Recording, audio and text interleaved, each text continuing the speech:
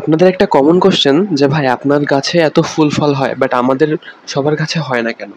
কারণটা আপনারও জানা আছে, আপনি হয়তোবা ব্যবহারও করেন বাট সঠিক মাত্রায় হয় না। তো সেটা নিয়ে আজকে কথা বলবো এবং এটা জানার জন্য অবশ্যই চ্যানেলটা সাবস্ক্রাইব করে সাথেই থাকতে হবে, হ্যাঁ? তো আজকে আমরা কথা বলবো পটাশ নিয়ে, অর্থাৎ লাল পটাশ বা মিউরেট অফ পটাশ বা এমওপি। তো এমওপি যে সার, এর 50% হচ্ছে পটাশিয়াম থাকে এবং এটা কিন্তু গাছের বেশ উপকার করে, আবার তেমনই অতিরিক্ত প্রয়োগের ফলে বেশ ক্ষতিও হয়। তো সব কিছু নিয়ে আমরা পর্যায়ক্রমে আলোচনা করব। তো প্রথমে যদি আমরা পটাশ সার প্রয়োগ করি তাহলে এটা গাছের যে আমিষ বা প্রোটিন এটা উৎপাদনে সহায়তা করে থাকে, পানি শোষণে সহায়তা করে থাকে, অর্থাৎ শেকড়ের কার্যকরী ক্ষমতা বাড়ায়, রোগ প্রতিরোধ করে থাকে, গাছের গোড়া সাহায্য করে থাকে শক্ত হইতে। আর যে ফসফরাস এবং ইউরিয়ার যে উপাদানগুলো এগুলো শোষণে সহায়তা করে। তো এটা প্রয়োগের জন্য আমরা এখানে 1 লিটার পানি নিয়েছি, আমার মগটা 2 লিটারের, সেজন্য আমি এখানে অর্ধেক পানি নিয়েছি এবং এতে হাফ চা চামচ, আপনারা বলবেন যে ভাই আপনি তো 1 চা চামচই নিলেন, বাট আমি এটা উঁচু উঁচু করে নেই নাই, আপনারা দেখতে পাচ্ছেন না ঠিকভাবে হয়তোবা, আমি একদম লেভেলভাবে নিয়েছি, সেজন্য এটা হাফ চা চামচ নিয়ে আমি ভালোভাবে গুলিয়ে নিচ্ছি এবং এটাকে ভালোভাবে নেড়ে নিতে হবে, কারণ এটা সহজে গাছে গুলে যায় না। তো এটা একটা গুরুত্বপূর্ণ বিষয়। তো এই পর্যায়ে আমরা গাছের কাছে চলে যাব এবং আমাদের গাছটাকে ভালোভাবে খুঁচিয়ে দিতে হবে কিন্তু।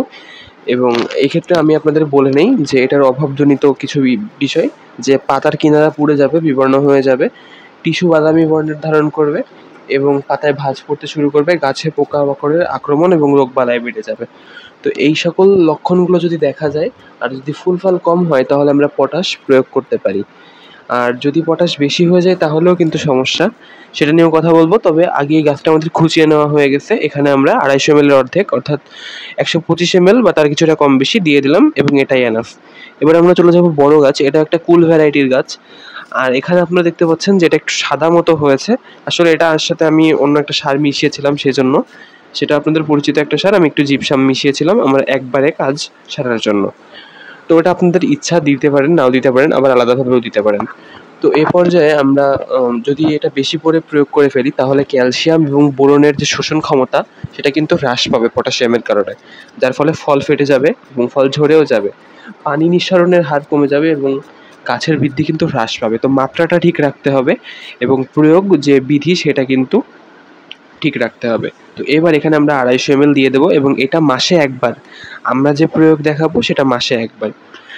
তো আমরা প্রায় শেষ পর্যায়ে চলে আসছি, সকল কিছু নিয়ে আলোচনা করলাম, সকল কিছু মাথায় রাখবেন, আপনাদের জন্য উল্লেখ করে দেওয়া হয়েছে সব কিছু। তো এই ছিল আজকের ভিডিও, চ্যানেলটা সাবস্ক্রাইব করবেন, ভিডিও পছন্দ হলে একটা লাইক দিবেন, কোনো কিছু খারাপ লাগলে অবশ্যই কমেন্টে জানাবেন। অ্যান্ড আসসালামু আলাইকুম।